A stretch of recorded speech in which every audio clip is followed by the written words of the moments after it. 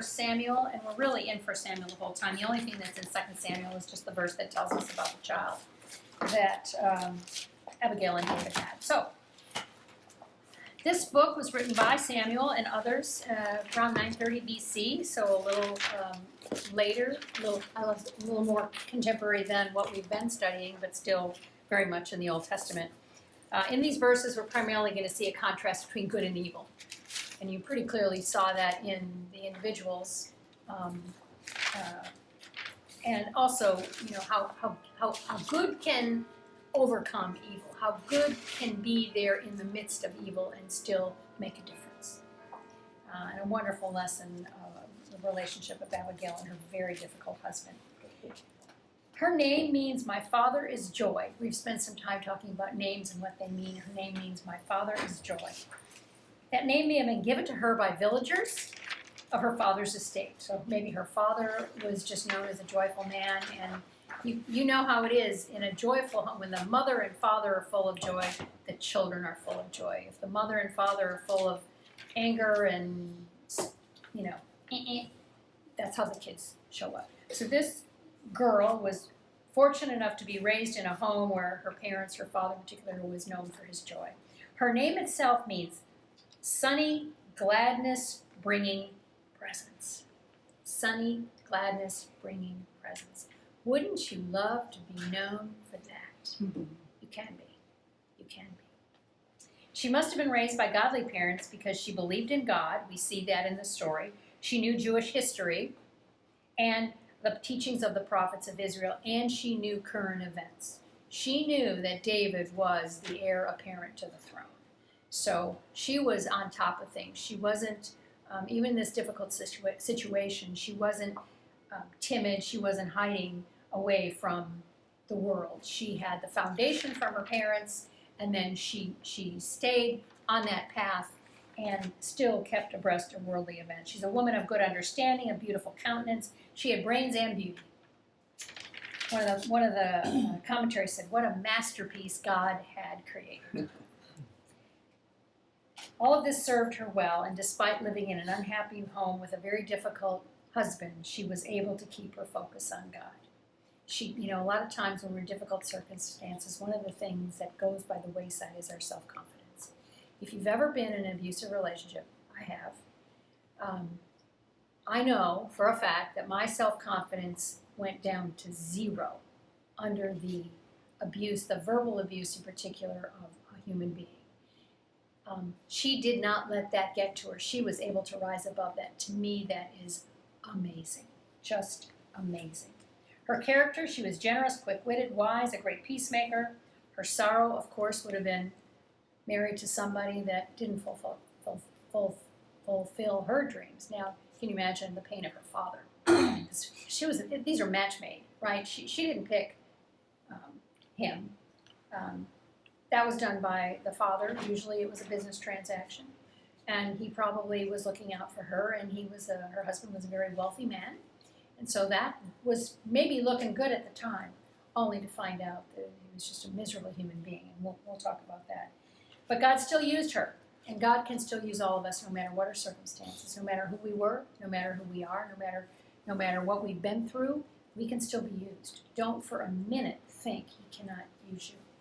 So, I'm going to read through the verses. I'm going to do my best to do this quick enough that we can actually get to the second woman.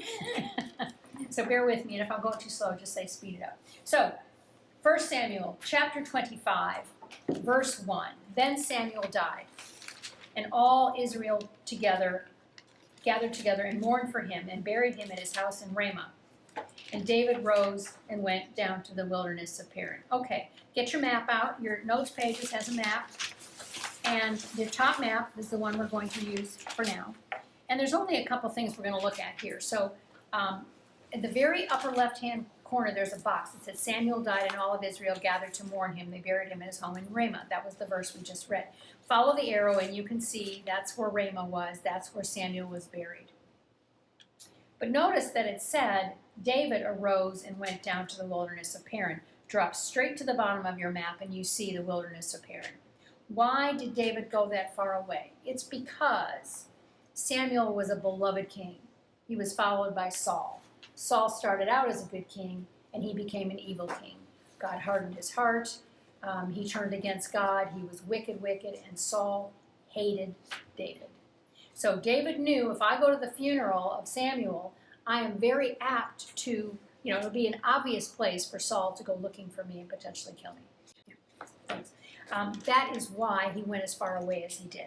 Notice, to get there, he journeyed through this area where it says Bethlehem is, Hebron, Eglon, Carmel, Maon, all the way down to the wilderness of Paran. That will become relevant in a moment. All right? So Saul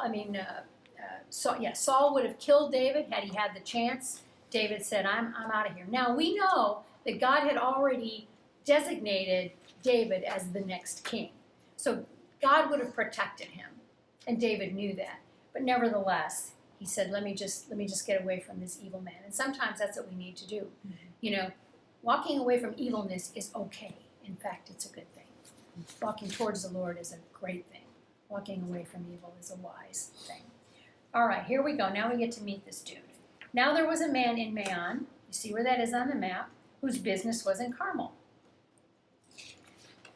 And the man was very rich, and he had 3,000 sheep and 1,000 goats, and it came about while he was shearing his sheep in Carmel, jump to verse 4, that David heard in the wilderness of Paran, that Nabal was shearing his sheep.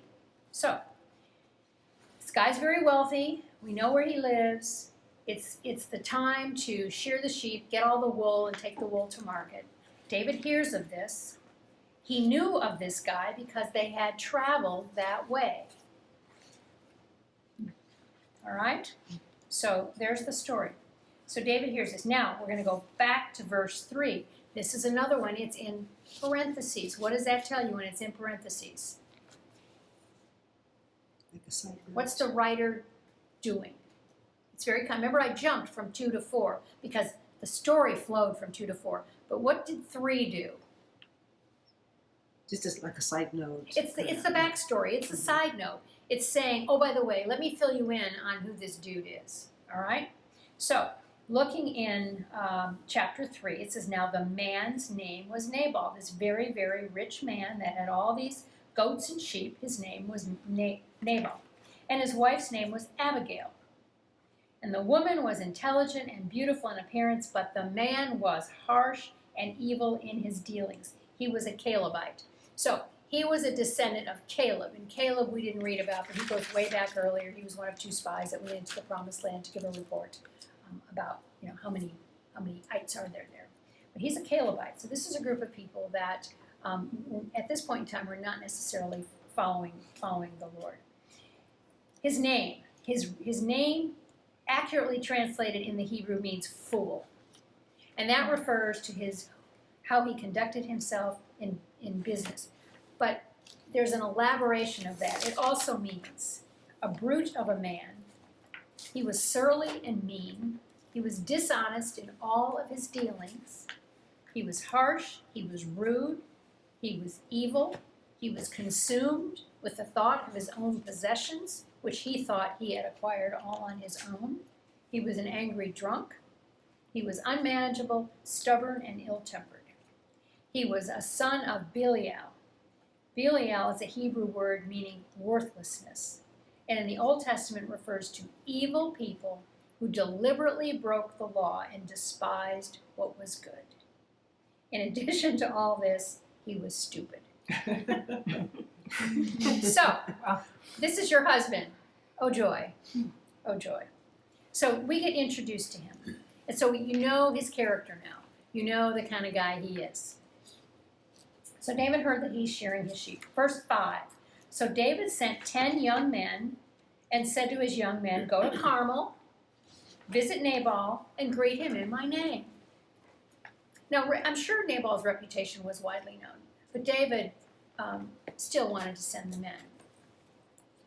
And thus you shall say, have a long life, Peace to you, and peace be to your house, and peace to be to all that you have. And now I have heard that you have shearers. Now your shepherds have been with us, and we have not insulted them, nor have they missed anything all the days they were in Carmel. In other words, part of the deal was because they were traveling these great distances it was pretty nomadic, right? Traveling great distances, and they would only go so far with their own livestock and the men. They'd have to stop for water. They might have to stop for food. And so in a situation like this, where there was a shepherd in a field, they might go there, and the deal was, if you'll share some of your food, some of your supplies with us, we will help you watch your sheep. And so what David and his men did was, for a time, and not just a night, for a time, we will read, they were there and they worked with the men. They were part of this group of shepherds. The men got to know each other.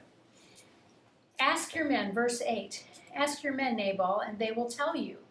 So you can confirm it. I'm not lying to you. We really were here, and we really were a help to you. The reason you have such a big crowd of so many sheep this year is because we were there to protect them.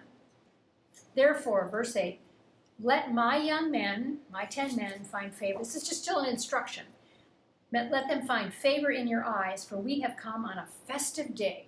The day of shearing was a festive day. Just as, remember, Ruth went to the threshing floor. The day they were threshing all the grain was a festive day. Naomi said, put on your best dress, wear your perfume, get all dolled up, because this is a celebratory day. Same deal. Please give whatever you find at hand to your servants and to your son David. He didn't ask for the best of what they had. He just said, give us some of what you have. Even give us the leftovers. We just need some food and some provisions. And it was the thing that was done. That was the transaction that was typical. Verse 9. So when David's young men came, so now the instruction is over, they are heading to Nabal. And they spoke to Nabal according to all these words in David's name. Then they waited. But Nabal answered David's servants and said, who is David? Who is the son of Jesse? There are many servants today who are breaking away from their master's house. He was insulting David. He was implying he didn't know of David. Everybody knew of David from when David was a youth and did what with a stone? Goliath. Son Goliath, right? Mm-hmm. He was known. He was a godly man. He was a mighty warrior. He was very handsome. You know, there was nothing but accolades about David. And he's been appointed the next king of Israel. So this was just basically saying, he's nothing to me. Major insult. Nabal goes on, shall I then take my bread and my water and my meat that I have slaughtered for my shearers and give it to men whose origin I do not know? Remember, these men had been in his fields. They had protected his sheep. So David's young men went back. They retraced their way and they went back. And they came and told him according to these words. Here we see this man, Nabal, is living up to all of those descriptions of his name in spades. He didn't want to offer the reciprocal agreement, and he was insulting, not respectful. So no surprise if you knew the man, but what an insult to David. And David said to his men, each of you gird on his sword. David was offended. Gird on your sword. So each man did so. And David also girded on his sword. And about 400 men went up behind David while 200 stayed with the baggage. In other words, David himself was going to lead this charge. David was a warrior, but David would fight the battles of the Lord. This was more a personal insult. Mm-hmm. Okay? Catch the difference? Mm-hmm. But one of the young men, this is one of Nabal's young men, told Abigail, Nabal's wife, saying, behold, he's got the scoop here. Behold, David sent messengers from the wilderness to greet our master, Nabal. And he scorned them. This word scorn means he yelled at them. He lashed out at them. He was livid with them. There was no kindness in his words. He was just blasting David's men, who just came, kindly, peace be with you, have a long life, peace be to your house, right? They came in peace, and what they get is this ugly, nasty lashing out. Verse 15, this is the man talking. This is one of Nabal's men. Yet the men were very good to us. There's verification that what David's men had done in the fields was very good. And we were not insulted, nor did we miss anything as long as we went about with them while we were in the fields. They were a wall to us by day and night. They gave 24-hour protection to these shepherds, to the sheep, all the time we were with them tending the sheep. He didn't say how long they were with him, but there was a time. And they probably got to be friends. If you've got the night shift, you're a nurse. If you've got the night shift, or if you're on a stakeout with somebody, you have a lot of time to talk and to visit. Shepherds were just minding the flock. It wasn't a real active role. So you can imagine they would have become close. Now therefore, and again, this is the Nabal's men talking to Abigail. Now therefore, this is a brave dude. Know and consider what you, Abigail, should do. For evil is plotted against our master and against all of his household, and he is such a worthless man that no one can speak to him. This guy is number one. He's going to his master's wife and saying, this guy's worthless. Number two, Abigail, you're the only one that can fix this. Because if you don't fix this, we are all doomed. It's interesting that he had enough confidence. Isn't because it? she could turn around and say, Isn't hey, off with your head or something, She could have. On the other hand, what we don't know is how they saw her. My guess is she was beloved. We know her countenance, right? She was a happy, joy-filled person. She had a sunny disposition. Yeah. They all knew that this was not a unique one-off for him to lash out. This was the guy he was. And so, and again, we don't know, maybe this was the most senior man who had been around we don't know. But absolutely, he off with his head. If Abigail had said something, he was doomed the minute Nabal looked at him. Because this would have been insulting, calling him worthless. So, Abigail now becomes aware of the threat to everything she holds dear. So, Abigail then hurries and takes 200 loaves of bread, 2 jugs of wine, 5 sheep that are already prepared, roasted grain, raisins, cakes of figs, and loaded them on the donkeys. She immediately jumped into action. She didn't wait. She couldn't wait. This was dire. She wasn't timid. She wasn't fearful. She came up with a very strategic plan, and the very thing she was planning to do to basically atone for what Nabal had done was the very thing that they had asked for. We'll see that in a minute. And she said to her young men, you go on before me, I am coming after you. But she did not tell her husband Nabal. Why didn't she tell her husband Nabal? Because of his attitude. He would have stopped her. Absolutely, he would have stopped her. Or worse, He was an angry, angry man. That's impressive that she was able to do all that without him knowing and finding out. Like, that's all 500 and all that and all that product to Remember, gather. He's in the field in... Oh, he's still in the field. He's in the field. Oh, he's still in the Fresh. field. And she Gotcha. has servants. She Okay. has servants. I just assumed he was home too, but I guess No. not. He's in the field. Right, that's why the Okay. map is good. You think, it's only a mile. It wasn't far. But, It's when your far husband's enough. even if your husband's at work a mile away, you don't know what he's doing. Mm-mm. And likewise, he doesn't know what you're doing.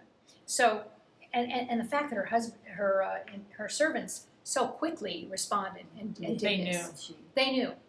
And I'm sure word had gotten out that there's a threat coming our way. And everybody feared David. Because David was a man of God. The Lord was with him. He was a mighty warrior. He'd won lots of battles. If he's coming after us, we have no hope. So you can imagine there was a lot of unity in that staff and the people in the household saying, whatever Abigail says, we're going to do. Because they probably had grown to trust her. She had really become a strong leader within the home, even though she was living with this monster. So she tells her men to go on before her, I am coming after you, but she did not tell her husband Nabal. Verse 20, and it came about as she was riding on her donkey and coming down by the hidden part of the mountainous area, that behold, David and his men were coming down toward her, so she met them. So, how providential of God that, even though it wasn't a huge difference, that they found each other in a remote desert area on a path. She meets him. But before she talks to him, here's some what David has to say. David is talking about this situation, and he is angry. Surely in vain I have guarded this man in the wilderness, so that nothing was missing of all that belonged to him. And he has returned me evil for good. May God do so to the enemies of mine, and more also, if by morning I leave as much as one male of any who belong to him. Do you remember I told you that what the Lord had put on the hearts of the Israelites is when they came across people that were evil and sinful, to utterly destroy them? That's the same sentiment. May God do to me, if I don't wipe these people out, shame on me, because I have basically been told to do that. So this is David's a bit of a rant, so you can hear why he's so upset. It's an important thing, but in the big scheme of things, it's a trivial thing. He's just angry because they didn't give him food and provision. But it wasn't worthy of death, certainly of a whole household. A little bit of pride, maybe? I'm sure. Yeah. He'd been insulted. His men had been insulted. He came. He had helped them out. He came now in peace and in, let's share the bounty. None of that. Now Abigail steps in. I think this is the first time we hear her voice. We saw her action. We didn't hear her voice. When Abigail saw David, she hurried and dismounted from her donkey and fell on her face before David and bowed herself to the ground. The exact opposite of how Nabal had greeted David's men. And she fell at his feet and said, "On me alone, my Lord, be the blame." My Lord is David. On me, David, be the blame. In other words, it was my fault. And please let your maidservant, me, speak to you and listen to the words of your maidservant. Over and over again, she is making it clear that she is a maidservant and he is her Lord. She is, here's Nabal saying, "David, who are you? You're the son of Jesse. You're a runaway slave. I don't know who you are. I don't really care about you either." Abigail takes the opposite approach. She is looking up to David. And she fell, said, "Please do not let my Lord pay attention to this worthless man, Nabal." Now, they all would have known what the translation of Nabal meant. But for her to say it to David about her husband, confirming, I know he's an idiot. I know this is a bad dude, and I am ever so sorry for that. Then she goes on to say, "For his name is, so is he." Nabal is, and she repeats it, Nabal is his name, and I want to say, and folly is his game. But it doesn't say that. It says, and folly is with him. "But I, your maidservant, did not see the young man of my Lord whom you sent him." I wasn't there. Had I been there, I would have fed them. I would have given them water. I would have given them provision. But because I wasn't there, I couldn't do it. And I'm so sorry. Now, therefore, because I wasn't there, now I'm going to do the payback. "Now, therefore, my Lord, as the Lord God Jehovah lives," so now she's honoring not only him, but to God. So she lets David know that she is a believer in God, a godly woman. "And as your soul lives, since the Lord has restrained you from shedding blood and from avenging yourself by your own hand, now then let your enemies and those who seek evil against my Lord be as Nabal." She's saying, she's not taking credit for stopping him. She is saying the Lord stopped you from avenging this situation, from shedding blood. Like I said, it wasn't a killing offense. And David had such a wonderful reputation that if he had done something like this, it would have been, the first sign that maybe he wasn't the man that God said he was. And they had just been through this evil Saul guy. They wanted David to be a mighty man of God through and through. So she's saying, thank goodness the Lord restrained you from killing him. And now, she goes on, let this gift, all this food, all these supplies, all my people, and notice that the sheep were already prepared. Now, they might have needed to be cooked, but they had been cleaned and they were ready to go. So this was a feast that she was, and now let this gift, which your maidservant has brought to my Lord, be given to the young man who accompany my Lord. In other words, this is for you, and this is for all your men. He had 400 with him, and there were 200 back at the camp. Please forgive the transgression of your maidservant. Again, she's taking all the responsibility. So she was humble. She put aside her pride to make things right. For the Lord will certainly make my Lord, you David, an enduring house, because my Lord is fighting the battles of the Lord. Not these nitpicky offenses, not these little nitty things that come across our way. It's the big things that the Lord wants you to be focused on. And evil shall not be found in you all your days. She was protecting his image for the future. Notice here, other than saying, my husband's an idiot, her whole, it's really a monologue with him, and she's talking about David and God. You want what you do to be honoring to God. Don't worry about Nabal. He's just, but you don't want to get the Lord on your bad side because you've done this is overkill here, David. You know, you're wanting to just go out and kill the whole household. That's really overkill. So she's changed her focus from him being mad at Nabal to, you don't want to do anything that's going to dishonor God.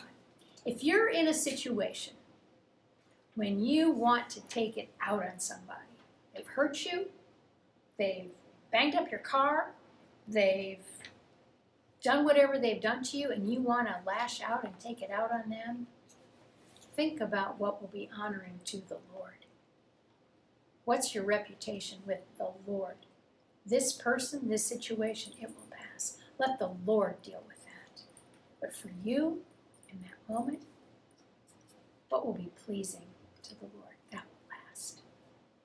And should anyone, verse 29, should anyone rise up to pursue you and to seek your life, then the life of my Lord shall be bound in the bundle of the living with your Lord God.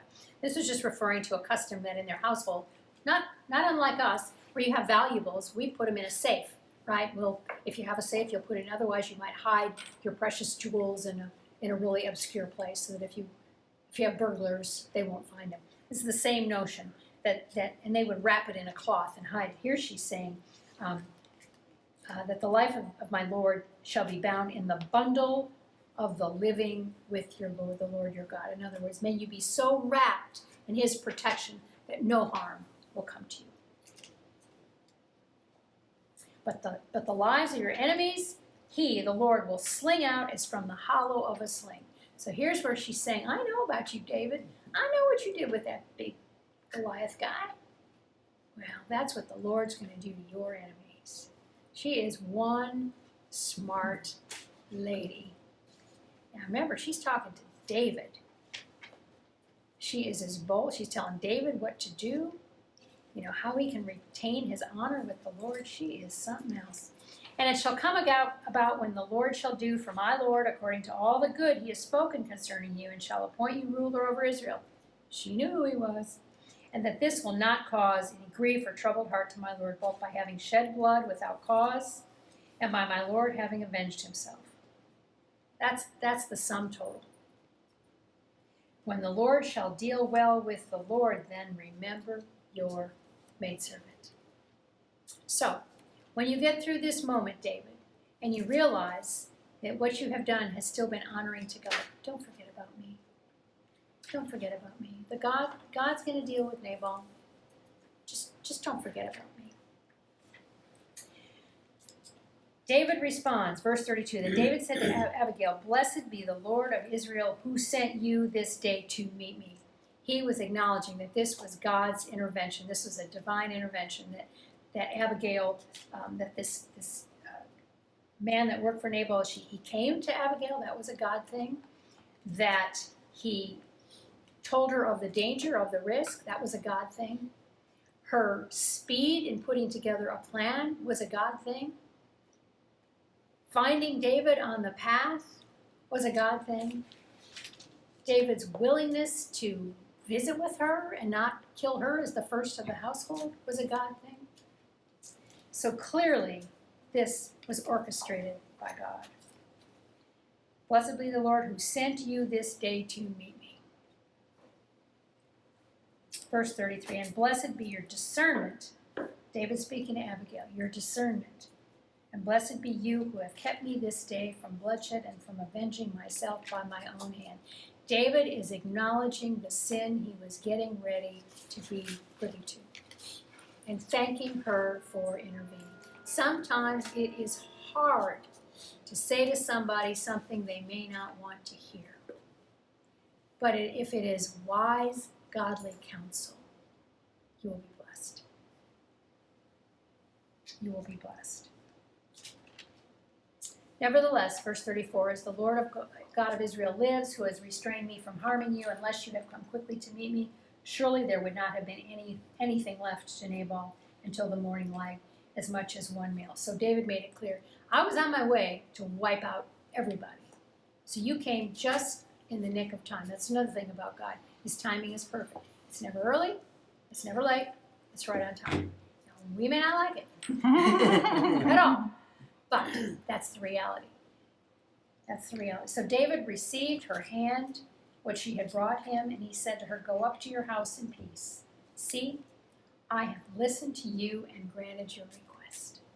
What an honor for her to be spoken to in that way by the man who was soon to be the king of Israel. So poor Abigail had to go back home to this miserable man, knowing what she'd done, knowing it was the right thing, but still. Abigail returned, verse 36, to Nabal, and behold, he was holding a feast in his house like the feast of a king. And Nabal's heart was merry within him, for he was very drunk. So she did not tell him anything at all until the morning light. Remember, David prayed for her for discernment. Prayed for her to have discernment. The next morning, when the wine had gone out of Nabal, then his wife told him these things, and his heart died within him, so that he became as a stone. They say what happened is he had a stroke. He was paralyzed. He had a stroke. David didn't do it. Abigail didn't do it. Maybe the news that what his wife had done sent him into a tailspin, and his blood pressure went up and he had a stroke. We don't know, but we do know his heart, he became a stone. The heart died within him so that he became a stone. So not just his heart was stone, his whole body was stone. And about 10 days later, it happened that the Lord struck Nabal and he died. The Lord says, vengeance is mine. Vengeance is mine. We're not there to right the wrongs of the world. We're there to do our part. But when it comes to true vengeance, that's not what we're here for. When David heard that Nabal was dead, don't you know he rejoiced?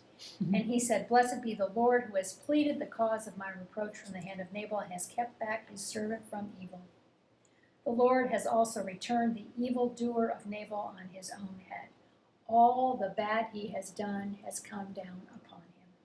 Then David sent a proposal to Abigail to take her as his wife. There was nothing inappropriate. There was nothing wrong. She was a very beautiful woman. She was a very wise woman. She would have been a great asset as a king. But the timing was perfect. When the servants of David came to Abigail at Carmel, they spoke to her, saying, David has sent us to you to take you as his wife. And she arose, and she bowed with her face to the ground and said, behold, your maidservant is a maid to wash the feet of my Lord's servants. So here she was, her humility again. This wasn't David now. She's talking to his servants. And yet she displayed the same humility and respect towards them. Verse 42, then Abigail quickly arose and rode on a donkey with her 5 maidens who attended her, and she followed the messengers of David and became his wife. Now, she was his 3rd wife. It was customary in those days, they had many wives. She was his 3rd wife. And you can read about that as the thing goes on. It talks about his other wives. So what do you think about Abigail? Self-confident. Self-confident. Humble. Yeah, and having the self-confidence and humility at the same, that takes a Mm-hmm. that takes a special person to carry that off. You know, she was confident in her plan. It was God's plan. But as a human being, we're humbled. We're humbled when the Lord uses us. She's obviously a godly woman Godly because the Lord would never have used her that way. No, If she wasn't. she was definitely used by the Lord, and thank God for those parents that gave her such a wonderful, sunny disposition that she was able to rise above circumstances. You know, a real challenge if you're in a marriage like this is to rise above difficult circumstances. But you've got to find God is the source, Jesus is the source of your joy, because you won't get it from that human being. In fact, even a wonderful partner, a wonderful friend, will fail you. We're human beings. We all make mistakes. We all let each other down. But if we can keep our focus on the Lord and lift ourselves above difficult circumstances, anything is possible. Anything else about this? What a wonderful role model for us. Notice she didn't take her time to think about what she should do. She jumped into action. She immediately, as soon as she got the word from Nabal's men about this threat, she immediately went to the kitchen and told her servants to put together this feast, a banquet, these quantities of food, and let's get after it. You know, one of the things, the Lord this morning, after my walk, I came home and I keep the house silent while I'm in my final moments. And I said, okay, Lord, what am I missing? And he said, talk about timidity. Talk about timidity. That sometimes we are a bit too timid. We're afraid to do something. We want it to be perfect. We want it to be just right. We're really not sure. Do they really want these flowers, or maybe not? Should I do this or not? And then we start ruminating on the idea, which means the idea never takes flight. I'm going to encourage you, if the Lord puts anything in your heart, anything in your mind, act. If the Lord brings up a friend that you haven't seen or talked about in 15 years, it's time to drop a note, call them, send an email. If the Lord says, do or don't do, immediately do or don't do. Don't wait and miss the moment. There is such power in releasing yourself from being timid. If you've ever done that, so you waffle. We all do it. You waffle. But the minute you move, you feel empowered. It's bondage when you feel timid. Does this make sense to you? Can you relate to this? He didn't give us a spirit of timidity. He did not give us a spirit of timidity. He equipped you to be mighty warriors. Notice when you're timid. Notice when you think about something, but then you just let the idea go away. Just start noticing. And then start noticing what opportunities you may have missed to love and serve the Lord. What else? What else? It's nice to hear a story with a good ending. Yeah. Yeah. It's a wonderful Wasn't a good ending for Nabal.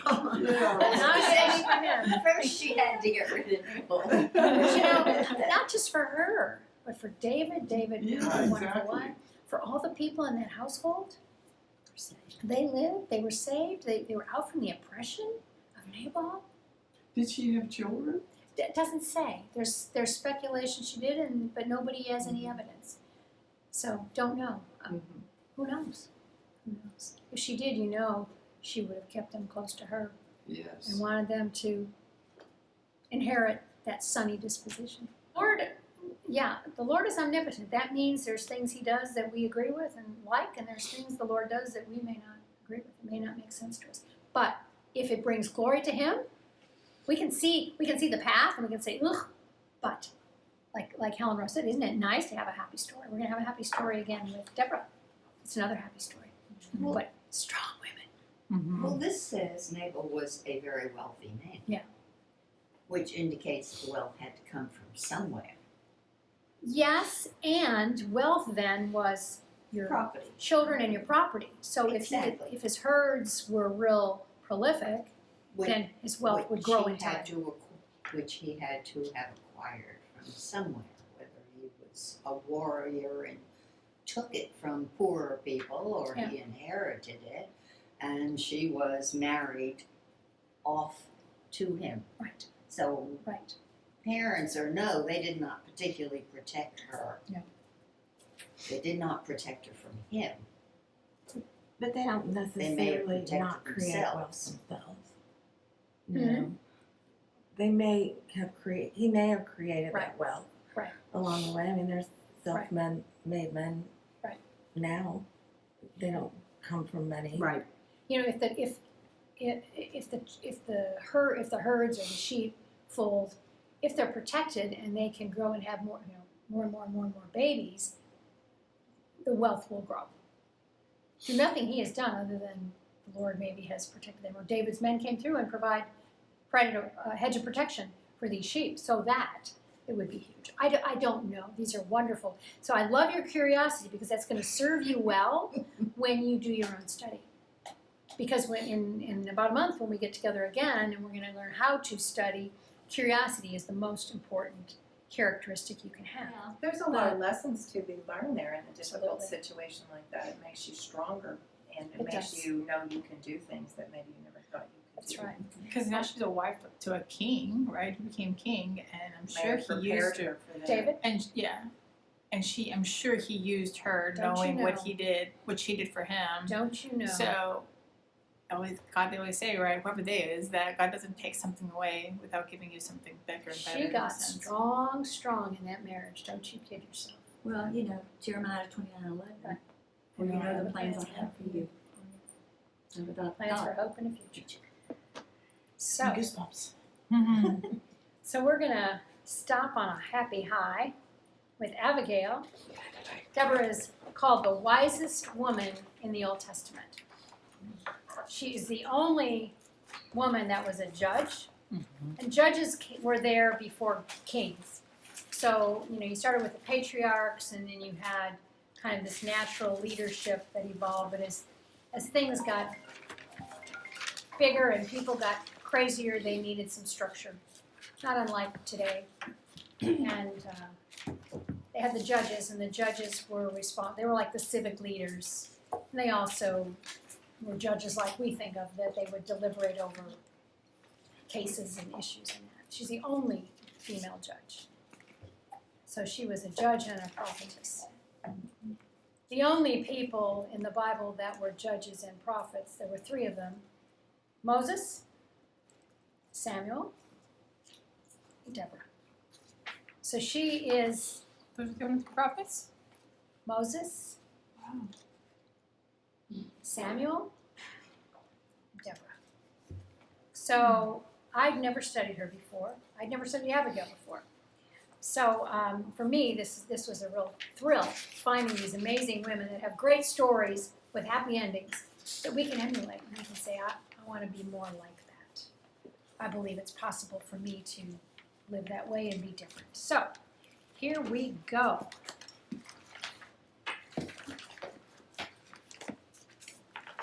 Mess.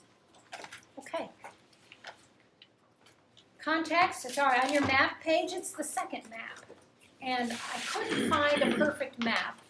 But this one had the best job of displaying all the key locations. This chapter, you might have found both of these chapters a little difficult to read because there were so many places, so many names that are unfamiliar names. So we're going to try to unpack that for you. But the key place that everything happens is Mount Tabor. So you see where all those red lines kind of come together at a cross point? That's Mount Tabor. And then we're going to talk about Kadesh Naphtali to the right. The Oaks of Zenonin, also to the right. Go straight north, you'll see Hazor. We'll talk about Hazor. And then go back to the red cross markings and go straight left to Harosheth Haganim. Those are the only places we're going to mention, although I'm going to refer to 2 of the tribes, the Zebulun and the Naphtali We're on the tribes. opposite side now of Israel, because right over here is the Dead Sea. Yeah, the Dead Sea is here. The Dead Sea is below. Yeah, but it's on the opposite side, yeah. It's on the western side, right? Yeah, western side. But this is northern, Yeah. northern Yeah. kingdom. So it's an like I said, I had so many maps to choose from, but these are teeny towns, even though this was a big event. And so we lost, Jericho is down here and Yeah. all of that. So we've lost, I don't know if there's anything you can see from the upper map. It's way above, so where we were last, the Dead Sea was on your map before. See the Dead Sea from the Abigail lesson? Mhm. This is north of that, just due north. So picture the Jordan River spans between those two bodies of water. Okay, Deborah's name means honeybee. Honeybee? Honeybee. And you think about a bee, bees are busy and they're active and they're making things happen. They never stop flapping those little wings, they're just going, flitting. Science also confirms the ancient belief that of all the animal kingdom, bees rank among the highest in intelligence. In the end, she was known for being the wisest of all the Old Testament women, I told you that. Also, the context again, this is the time of Judges. We've studied a little bit of Judges before. And what do we know about what was going on in the time of Judges? Do you remember? Everyone did what was right in their own eyes. So this was not a happy time to live in if you were anyone, but particularly if you were Hebrew.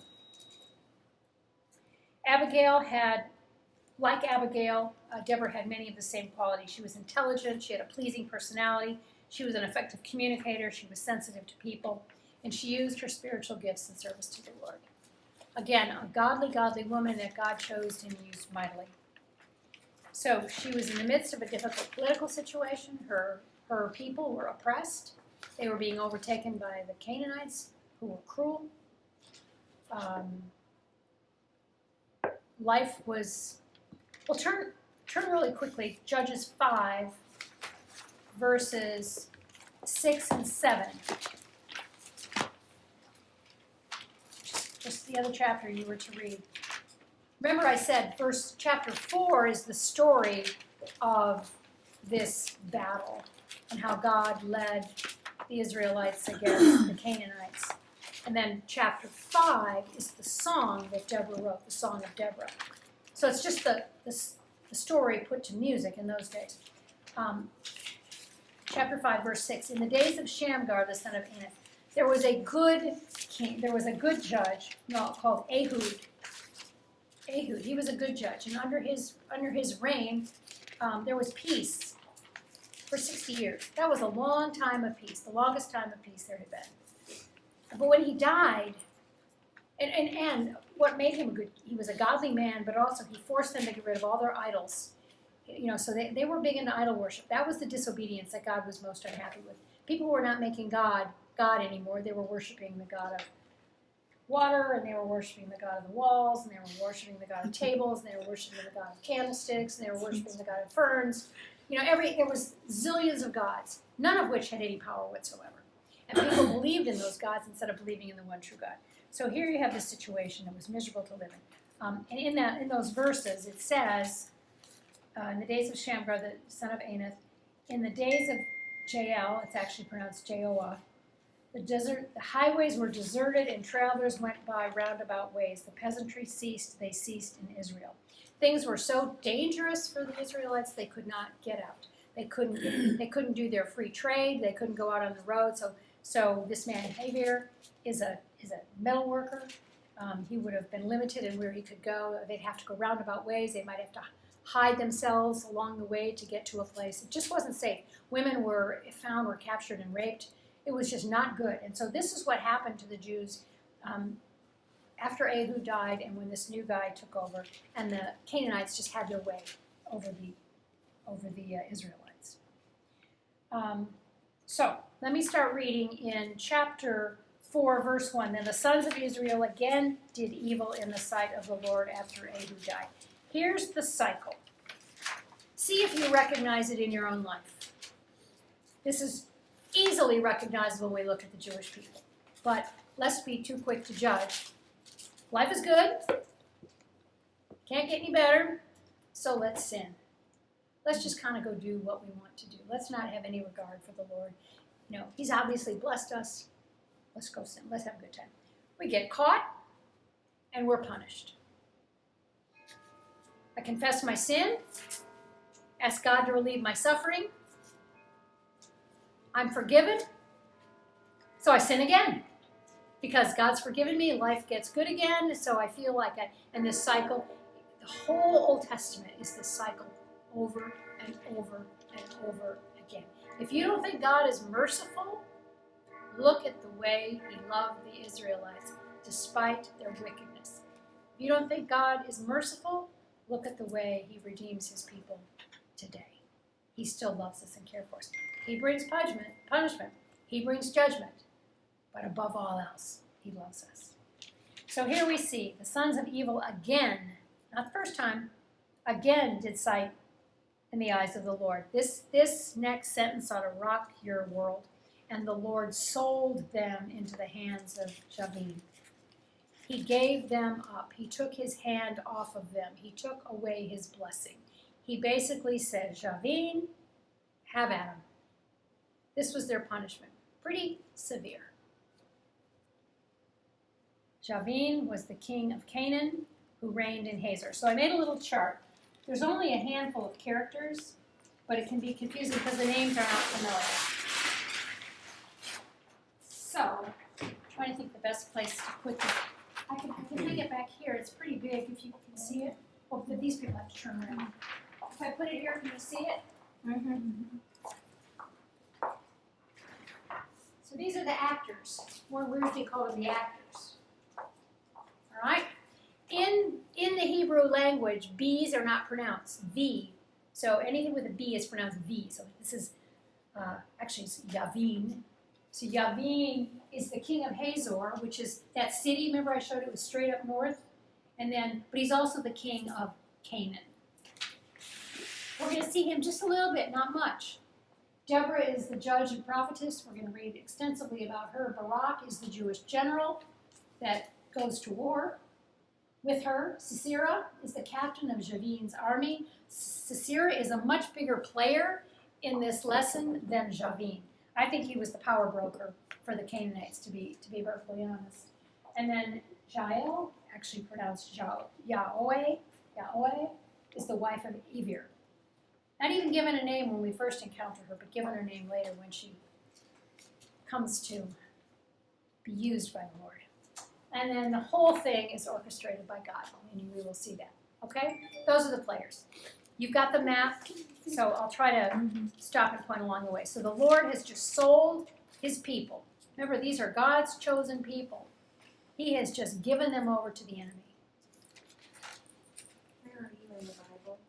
Judges 4. Judges 4? Yeah, sorry. What verse? Verse 2. Verse 2. I'm so sorry. Thank No, you, that's Bonnie, for okay. making that. I'm sure it's just. And the Lord sold him into the hand of Javin, king of Canaan, who reigned in Hazor, and the commander of his army was Sisera, who lived in Harosheth Hagoyim. So you can see on your map, those two locations are pretty far apart. Hazor is up north. And then Harosheth Hagoyim is west. It's west of Mount Tabor. So they weren't operating out of the same town. I'm not sure that made a big difference, but they weren't. But the power of military might was in this Harosh Hagoyim, where Sisera lived. Distance between the two was about 90 miles. So not a huge area. All right, verse 3. And the sons of Israel cried to the Lord. Of course they did. They were miserable. They were being abused. They were being mistreated. They were in bondage. They were in slavery. They cried out to the Lord, for he, meaning Sisera, had 900 iron chariots, and he oppressed the sons of Israel severely for 20 years. So this guy was their problem. That's why I say Javin, the king didn't seem to have all the might. Seemingly it was this Sisera guy. And over again, they talk about these iron chariots. These must have been massive and heavy because they were made in iron. They were clad in iron. So their might was the numbers. They had 100,000 people in their army, and they had these 900 chariots. That was their warfare. That was what they used when they went to battle. Okay? So that kind of sets the stage. Now Deborah, we're introduced to Deborah, a prophetess, the wife of Lapidoth, was judging Israel at the time. So this is where we see her two roles. Naming Deborah judge was really something. Certainly it was an act of grace on the part of God, but it would have been an act of humiliation to the Jews. Why do you think it would have been an act of humiliation to the Jews? Woman. She's a woman. And what place did women have there? None. None, other than to bear children. That was it. Were they still considered property at that time? I think so. Yeah, I think so. Now we're going to learn they have roles. They have roles in the house. And we're going to see when we meet Jael that we're going to see her role and how it came into play here. But basically, no voice. So now you have, we talk about having a woman president in the United States, and people don't even like that idea. But women have jobs, they have careers, they're very, very influential here. They have very significant roles. In this day and age, you're a housewife. That was it. That was what was made available to you. So this act of humiliation, women had no rights, no power. One commentator said, for God to give his people a woman judge was to treat them like children, which is exactly how they were behaving. So God, I think that the compassion of Deborah will come into play here. But these are just naughty, they were just naughty. And even though God had given them scripture and he would punish them, they would just keep cycling back. Deborah, verse 5, chapter 4, verse 5, and she used to sit under the palm tree of Deborah between Ramah and Bethel. Those two towns are not on your map. They are just off the map to the bottom. But in the vicinity, in hill country of Ephraim. And the sons of Israel came up to her for judgment. So she would settle disputes. They would come to her if there were issues. She was in charge. Who did she answer to? God. So she didn't answer to any kind of political, any No. governmental, any. She was it. And they accepted that she received from God, divine. So that's why. Okay, I just didn't understand that part. Yeah, Okay. I think so. I mean, they didn't have much choice. They knew she was a prophetess, so her wisdom came from the Lord. Okay. But he put her in place. She was, again, there's this whole sequencing. The judges come before the kings. So they wanted somebody to kind of be the intermediary with God. So God said, okay, we'll have judges. Well, then they didn't like the judges, so they want kings. So God said, I'm your king. I'm the Lord God, your king. Well, you're not close enough to us. So then he gave them kings. So they always wanted something more than what they had. They were never content. So she's under a palm tree. Why is that relevant? Well, apparently in that part of the world, palm trees are not routinely grown. So it was really kind of a landscape. So, a landmark. So if you think about, if you ever go to Marfa, what do you go looking for in Marfa? The Gage Hotel. The Gage Hotel. What else? Shade. Shade. The Prada sign, right? The Prada sign. yes. It's a landmark. I thought it was in Marfa. Oh no, it's like 17 miles out of town. Mm-hmm. But it's a landmark. So if you say, I'll meet you at the Prada sign outside of Marfa, you know precisely where that is. That's kind of how this is. So it's a palm tree. She would sit there and she would offer counsel. Verse 6. Now, between verse 5 and verse 6, she has had a vision or a dream from the Lord. Now she sent and summoned Barak, the son of Abimelech, from Kadesh Naphtali. Kadesh Naphtali was that little town just slightly north and slightly right of Mount Tabor. See it? So she sent for him. And he came to her, and she said to him, she now is speaking the words of the Lord. Behold, the Lord, the God of Israel, has commanded. Not a suggestion, it's a commandment. Go and march to Mount Tabor, and take with you 10,000 men from the sons of Naphtali and from the sons of Zebulun. In your map, in capital letters, italicized, you see Zebulun and Naphtali. So these were the men that the Lord told Barak to get to help him in this situation. They were the closest tribes. There was no army then. I mean, they had no need for an army because they were just overwhelmed by the Canaanites. So these are a bunch of scrappy, ragtag people who volunteered to go up with Barak to the top of Mount Tabor.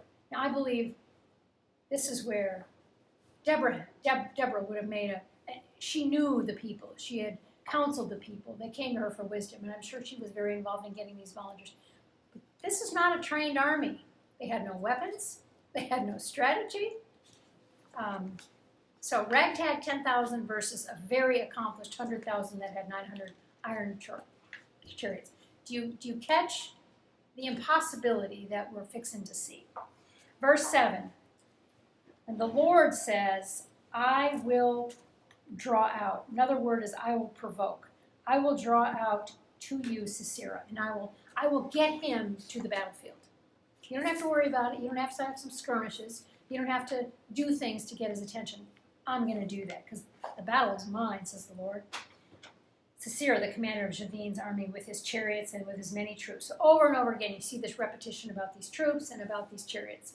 So the bigness, the scariness, the military skill of these people. And I, the Lord, will give him into your hand. What do you notice about the tense that God uses? I will, I will. Future tense. Future tense.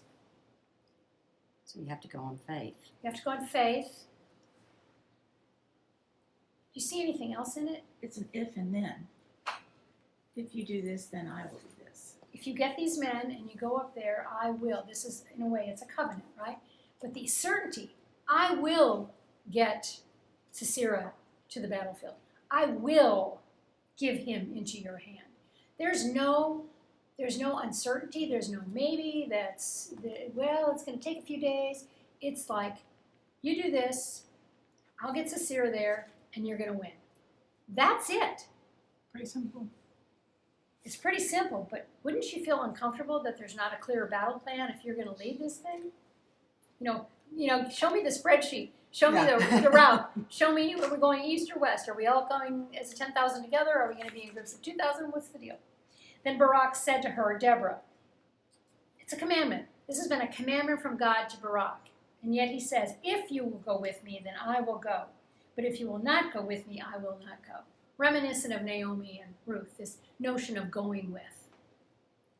If you will go with me, then I will go. But if you will not go with me, I will not go. Why do you think Barak wanted her with him? Because if God's really Yeah. in charge of this, and she's going to be protected right. too. Yeah. I need the word. I need Yeah. the word. That's right. That's right. Smart woman.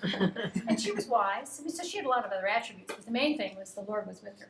Verse 9, and she said, I will surely go with you. Nevertheless, the honor shall not be yours on the journey that you are about to take. For the Lord will sell, here's another notion of selling, Sisera into the hands of a woman. It's another done deal. The Lord, this is the only other detail of God's plan that we see, that Sisera is going to be taken out. Not just he's going to be taken out, he's going to be taken out by a woman. Then Deborah arose and went with Barak to Kadesh. Kadesh is that Kadesh, Naphtali. All right? And Barak called, this is the draft.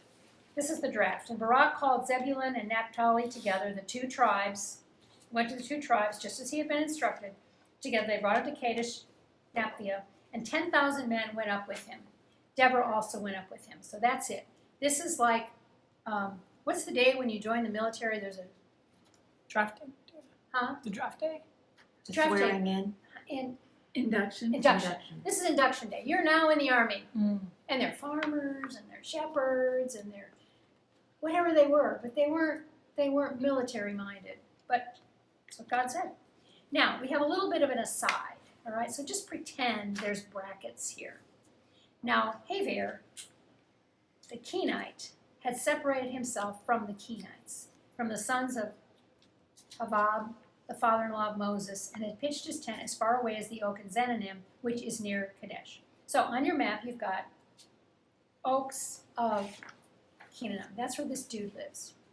But notice here, He is a Kenite, so he's an Ite. He's one of the ites. He's one of the people that are idol worshippers and of the larger Canaanite family.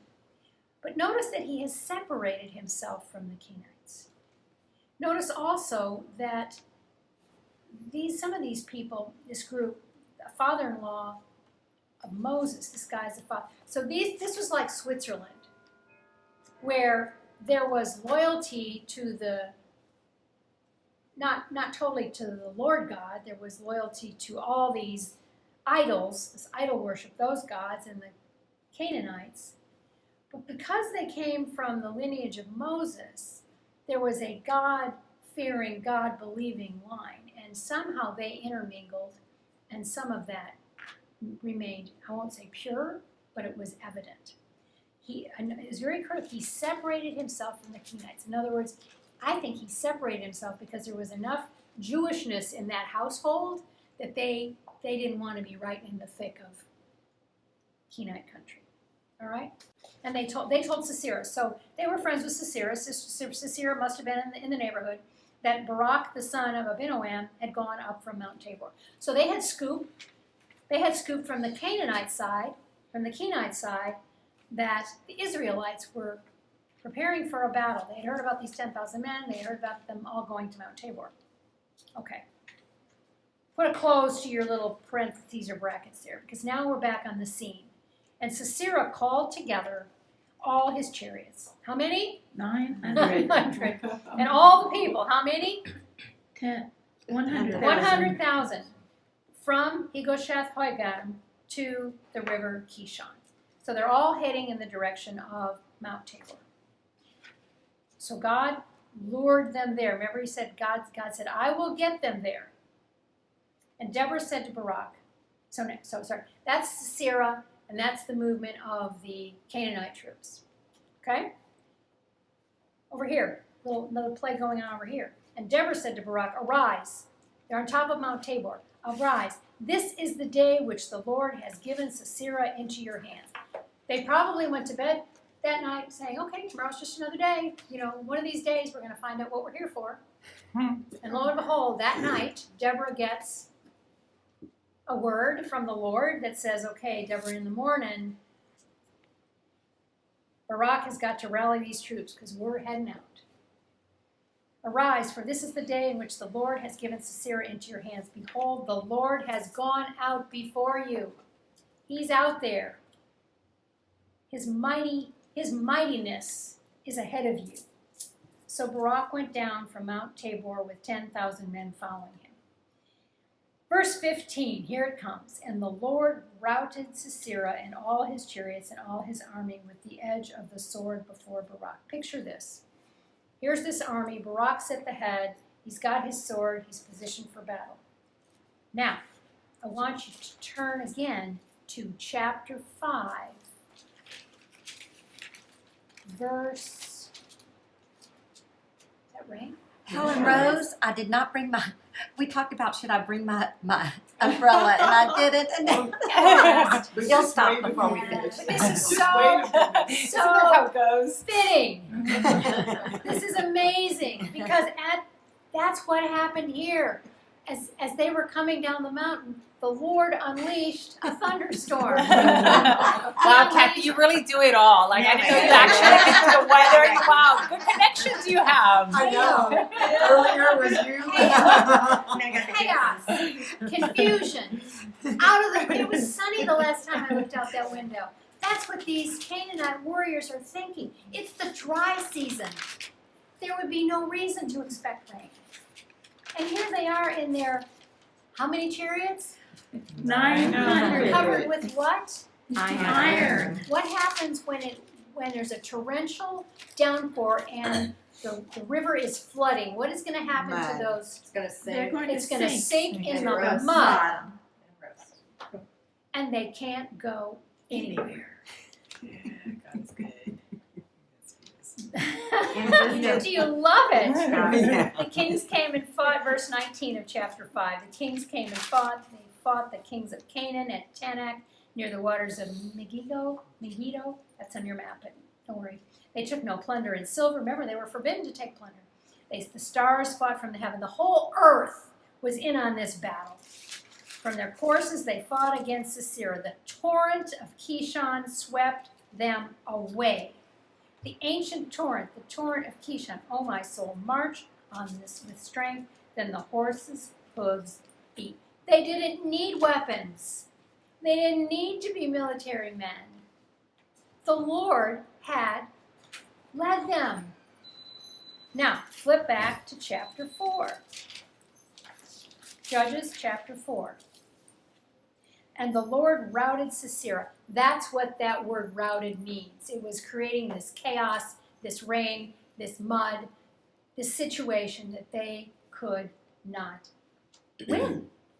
They couldn't even move. Don't you know they were stunned? They were probably so pompous in their uniforms and their weapons and cocky. And the Lord prevailed. And I love this, the second part of verse 15. And Sisera alighted from his chariot and ran away on foot. This was this big, mighty warrior. He was the lead dog for these 100,000 men. And to my knowledge, he had more power, really, than Javin the king. And he's running for his life. Where does he go? He goes north. He goes to see his buddy Havir. Now Sisera fled away on foot to the tent of Jael. The men had different tents than the wives, but this is, and again, her name is really pronounced Yael, but it's hard for me to remember that. The wife of Habar the Kenite, for there was peace between Javin, the king of Hazor, and the house of Abir the Kenite. So they're Switzerland, and so they can be friends to the Canaanites, and so it could be a good place for Sisera to go.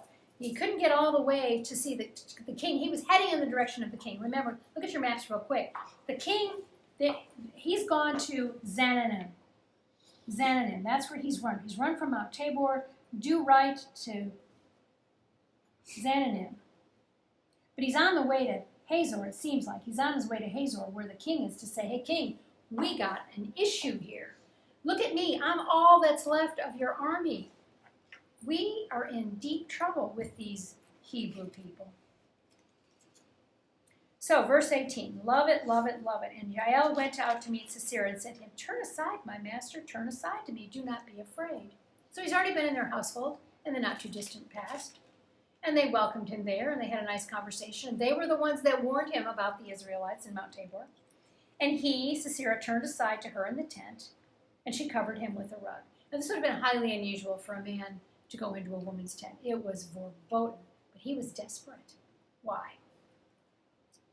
He was running For his life. Yeah. He's running for his life, and he says, I think I can go to Switzerland. I think there I'll be okay. And he said to her, Sisera says, please give me a little water to drink, for I'm thirsty. So she opened a bottle of milk and gave him a drink. Then she covered him. Why did she give him milk? Soothing. Soothing. Yeah. That's what they had. That's what they had. He's a baby. Think about at night before bed sometimes. Oh, Have a nice warm sleepy? glass of milk to make you a little Relax. sleepy. She gave him milk and then she covered him with a drink.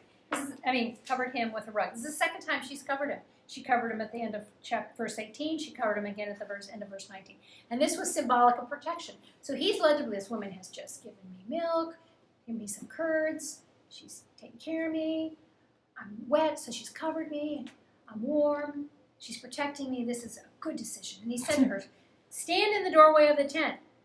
And it shall be, if anyone comes and inquires of you and says, is there anyone here? You shall say, no. What does that tell her? Remember, she's Switzerland. What does that tell her? They've given him the word about the Israelites. He's the only one come to her. He looks probably pretty pitiful. He's just run all the way from Mount Tabor. He's wet. What is she thinking when he says, watch out for me? It's obvious. It's a colony. He's on the run. Yeah. Who would he be on the run from? From the Israel. A woman. God. Not yet. Oh. Well, You know, from no. Deborah. Who's he on? Where was the battle? Mount Mount Tabor. Tabor. And we know what happened. We know he ran away. Why did he run away? Because he was a bad guy. He was. He was, everything had been Being decimated. defeated. He was been defeated. So he's running for refuge. He's running for safety. He's running for his life. But what would that have told her about him? Who's after him? Just replay the whole scene. God. God? Who else might be chasing him? Barack and That's right. The That's coun- right. the Yes. countrymen. That's right. They had just defeated his army, and if he's the head of the army, you know, you weren't done until you had the head of the lead guy, right? So she gets the clue. This guy he's the one that's been killing the Israelite people. He's the one, and if he's here by himself, oh my gosh, could we possibly have won? Could the Astros really win a pennant? Could the Texans even win a game? No. No. Well, here we go. But JL, Aver's wife, so let me back up. In those days, women, one of the roles, remember I said they had roles. In addition to having babies, they had roles. And when they were Bedouins, they moved around. And so when they would move, it was the women that took down the tents and put them back up again. So she was very skilled with a mallet and a tent peg, and it's going to serve her well. Who knew that was a spiritual gift? Right. But Aver's wife took a tent peg and seized a hammer in her hand and went secretly to him. He's sound asleep. He's on the floor. He's covered with a blanket. He's just had milk and curds. And she drove the peg into his temple. And it went through into the ground. For he was sound asleep and exhausted. And he died. Who would have thought that that's the way this guy would have been taken down? Remember, there's years and years of history of the mistreatment of the Israelite people by any of the ites, the Canaanites, any of the ites. So she really knew this was an opportunity for her to help her people. Remember I said earlier about timidity. There was nothing timid about her. No. She just like I know, Abigail. but- She's smart, she's shrewd, she knew the conversation to have, she got him in a place where he was vulnerable, and she nailed it. She saw the opportunity and took it. She saw the opportunity. Nailed it. Turn to Judges 5 again. Just turn a page. And we're going to start in verse 24 of chapter 25. Again, this is the song they're singing after the fact. Chapter 5. Chapter 5, Oh. verse 24. Most blessed of women is Jael, the wife of Aver the Kenite. Most blessed is she of women in the tent. He asked for water, and she gave him milk. In a magnificent bowl she brought him curds. She reached out her hand for the tent peg and her right hand for the workman's hammer. Then she struck Sisera. She smashed his head. She shattered and pierced his temple. Between her feet he lay bowed. He fell, he lay. Between her feet he bowed, he fell. Where he bowed, there he fell dead. It was brutal. It was brutal. First, back to chapter 4, verse 22. And behold, as Barak pursued Sisera, Jael came out to meet him and said, Hi, Barak. Come, and I will show you the man who you are seeking. She recognized him. She put all the pieces together in this puzzle. She knew that he would have been in search of Sisera. And he, Barak, entered with her, and behold, Sisera was lying dead with the tent peg in his temple. So, God subdued on that day Jabin, the king of Canaan, before the sons of Israel. They were demolished. And the hand of the sons of Israel pressed heavier and heavier upon Jabin, the king of Canaan, until they had destroyed Jabin, the king of Canaan. That day wiped out the Canaanite army and the Canaanite rule, domination over the land of Israel. Under the Lord, under Deborah, under Barak. I'm going to close, jump to the very last sentence in the book of Judges.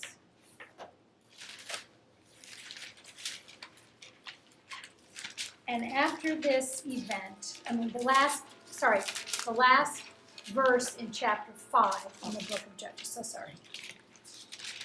And the land was undisturbed for 40 years. They had 40 years of peace after this. Deborah reigned and ruled. Look over to, stay in chapter 5, just over to verse 7. We read verse 6 together, and then the second part of verse 7, until I, Deborah, arose. Things were awful in Canaan until God put Deborah in as their judge, as their leader. Until I arose a mother in Israel. She was a woman, yes, but she was one strong, smart, brave, confident woman. So, see the similarities with Abigail? You see the difference she made in the world? Very authoritative, like they owned it. Sorry? They owned it. They took control. They did, They absolutely. didn't wait. They didn't wait. There was no timidity in her. You know, that plan was pretty light. If you've ever been on a project team, you know the details, the layers and layers of spreadsheets and do this by when, who's going to do it, etc. What would good look like? None of that. The Lord just said, I'm going to be with you. I'll get Sisera to the fight, and you're going to win. And a woman is going to kill Sisera. Now, I'm sure he would have thought it would have been Deborah. But no, God raised up another woman to do that, to serve his kingdom purpose. I think there's lots and lots and lots of lessons for us here. The main lesson is the role. These are two women we can emulate. They take charge. They were in tune with the Lord and the Lord's will for their lives. They knew how to engage the people around us. They were mighty warriors. They were fearless. They had gifts and talents that they used. Even Jael, she had a gift and a talent that we would have just thought nothing of, and yet the Lord found a way to use it. Our Lord is omnipotent. He can do anything to anyone, with anyone, anytime he wants. Be on the lookout for how he's going to use you. Heavenly Father, thank you for this day. Thank you for the rain that you just did a great job with that, bringing in right at the right moment. Thank you now, though, again, though it's sunny, and that's the future and hope we have. The days are sunny days, and you are our God, and we are your people, and we are on the face of the earth so that we can glorify you in everything we do and say. Pray for these women as they return to their homes or workplaces or wherever they're going. Keep them safe on the roads, and let them ponder these messages, these women that we've studied, to learn from them, to emulate them, to do some things different, to be courageous and bold, less timid, to stand up and stand out for you. You've given us that, Lord, and we just ask that we fully utilize what you've given us, what you've put in our hearts. Thank you for the way you love and care for us. Thank you for this fellowship and this community that's been created. We're ever so grateful. We ask all of this in your precious Son's name. Amen. Amen.